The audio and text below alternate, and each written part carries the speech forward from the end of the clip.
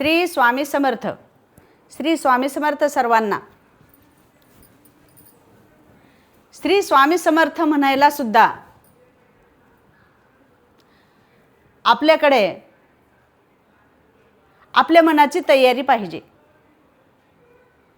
आपल्या मनावर ठामपणे एक विश्वास पाहिजे. आपण काय करणार आहोत, आपल्या मनावर ताबा आपला नसतो. आपल्या मनावर आपला विश्वास नसतो. का नसतो? तर आपण कुठंतरी काहीतरी चुकत असतो. आपल्यामध्ये ऊर्जा भरपूर आहे. आपल्यामध्ये आता सध्याच्याला भरपूर काही युक्त्या आहेत. आपल्याला काय वाटते की बाबा आपण आनंदी राहावं, आपण चांगलं राहावं. पण कशामध्ये राहावं? ह्या फॅशनमध्ये, ह्या आजकालच्या ह्या जमान्यामध्ये जे मिळेल ते खावं, जे पटल ते लेवावं, आपल्याला जे काही करायचं ते करावं. परंतु आपण इकडे देवाच्या नामाकडे वळतच नाही. आपला विश्वास देवावर राहिलेलाच नाही. आणि जे कोणी करतंय त्यांनासुद्धा असं असतंय का कुठं हे केल्यानं होतं आहे का? असं काहीच नसतंय. तुम्ही तसं वेडेपणा काढून टाका. आता जर आपण म्हणलो एखाद्या लेकराला थोडीशी ताप आले, मग एखादी आई घरची म्हणत असते की बाबा थोडे पापण्या लांब झालेत, ह्या लेकराला ताप आलेले आहे, थोडीशी विभूती करा, थोडंसं पाणी मंत्रून द्या, थोडे स्वामीकडे जाऊन पंचांगण बघून या, असं जर म्हणलं ना तर आजकालचे शिकलेले काय म्हणतात माहिती आहे का? ते सगळं सोडून टाका. अंधश्रद्धा असते तसलं काहीच नसतंय. आणि आता तसलं राहिलेलं नाही. सरळ डॉक्टरकडे जावा. ठीक आहे, डॉक्टरकडे पण जावं लागतंय. ताप आल्यानंतर मी नाही म्हणत नाही. परंतु आपला जो विश्वास आहे ना, तो विश्वास आपण कुठंतरी देवावर ठेवला पाहिजे. शेवटी विश्वास कुठंतरी आपण ठेवलाच पाहिजे, तरच आपण सक्सेसफुल आहोत. विश्वासानं भरपूर काही गोष्टी होतात. आपण जर हाक मारली ना, हे स्वामी राया, हे स्वामी माऊली, हे स्वामी आई, मला सेवा करायची खूप इच्छा आहे, पण मला सकाळी लवकर उठावंच वाटत नाही. मी कशी सेवा करणार? मला उठावंच वाटत नाही. मी रात्री उशिरा झोपते आणि मला सकाळी उठावंच वाटत नाही. मी काय करू बरं मी बघतेच बरं का. उद्याच्याला मला सकाळी पहाटे ब्रह्ममुहूर्तावर उठायचं आहे आणि मला सेवा करायची आहे. तुम्ही एवढं म्हणून तरी बघा. तुम्ही म्हणा आणि मारा हाक आईला. तुम्हाला जर बरोबर 5ला जर स्वामी आई नाही उठवली तर मला स्वामी भक्त म्हणू नका. खरंच बघा, तुम्ही खरंच बघा, विश्वास ठेवा. विश्वास ठेवून बघा तुम्ही. मला भरपूर इच्छा आहे मनामध्ये माझ्या. मला सकाळी उठून स्वामी चरित्र सारामृताचं पारायण करायचं आहे. मला 3 अध्याय वाचायचे किंवा सकाळी उठून मला जपमाळ करायची आहे. मला काही करायचे, साधना कोणतीही करायची आहे, पण मला सकाळी स्वामीनं उठवलं पाहिजे. हे मनातून तुम्ही हाक मारा. मनातून रात्री झोपताना म्हणून झोपा. तुम्हाला बरोबर 5 वाजता स्वामी ब्रह्ममुहूर्तावर उठवतील आणि तुमची सगळं काही असलेलं तुमची पूजा पाठ हे सगळं काही योग्य वेळी आणि योग्य मनानं, तुमचे स्वच्छ मनानं सगळं काही चांगलं होईल. पण त्याच्यासाठी फक्त विश्वास पाहिजे. विश्वास ठेवायला शिका आणि सगळं काही चालतं तर विश्वासावर चालत असतं. तुम्ही लक्षात घ्या.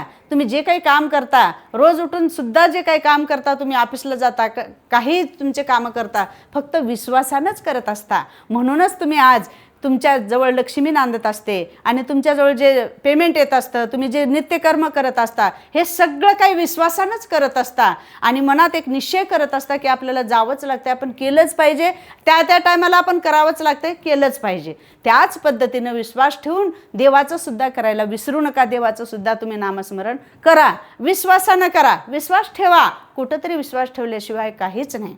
म्हणून आता तुम्हाला एखादं कोणतं तरी काम करायचं आहे, परंतु तुमचा विश्वासच नाही. तुमचं मनच उडलेलं असतं तिथून. तुम्हाला जर वाटलं हे सक्सेस होणारच आहे, आता माझ्या ह्या बाळाला हे काम करायचं आहे, नोकरी लागायची आहे मोठी, पण तुम्ही विचार वेगळं करता ना. निगेटिव्ह विचार नका ना करू. तुम्ही जे विचार करता ते होणारच आहे.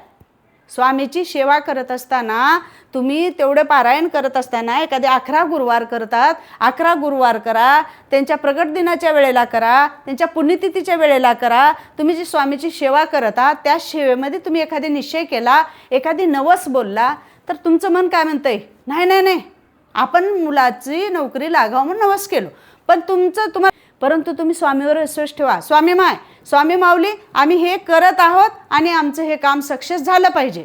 आणि बघा, तुम्ही शांत बसा, ते काम होणार आहे. परंतु तुम्ही घाई गडबड करू नका आणि तुम्ही विश्वास नसल्यासारखं करू नका. विश्वास ठेवा, माऊलीच्या चरणावर विश्वास ठेवा, माऊलीच्या शब्दावर विश्वास ठेवा आणि तुमच्या मनावर सुद्धा विश्वास ठेवून तुम्ही शांत बसा. ते काम झाल्याशिवाय राहत नाही, ते काम होणारच आहे. आता आपण तारक मंत्र म्हणतो, तारक मंत्र म्हणताना सुद्धा विश्वासच पाहिजे मोठा. उगाच आपण मन एकीकड आणि धरलो, आपण तीर्थ करायला लागलो आणि केलो तीर्थ, तारक मंत्र म्हणलो, व्यवस्थित म्हणलो, परंतु तुमचा विश्वास जर त्या तीर्थावर नसेल मग ते काही लागू होणारच नाही आणि तुमचं जे काही काम आहे ते इच्छा पूर्ण होणारच नाहीत.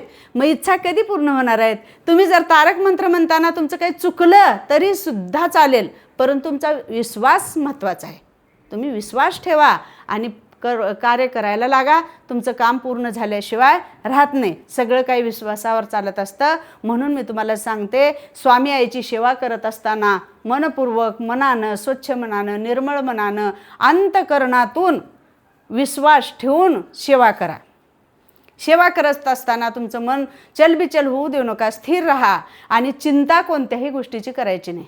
चिंता आणि चिता यामध्ये फक्त एक अनुस्वाराचा फरक आहे. म्हणून तुम्ही चिंता कधीच करायचं नाही, बेकार चिंता असते. म्हणून चिंता होणारं जे आहे ते होणारच आहे. माय माऊल्यांना एवढी सवय असते की चिंता करायची. आता हे कसं होईल, ते होतंय का नाही, की उद्या काय होईल, आज काय झालं.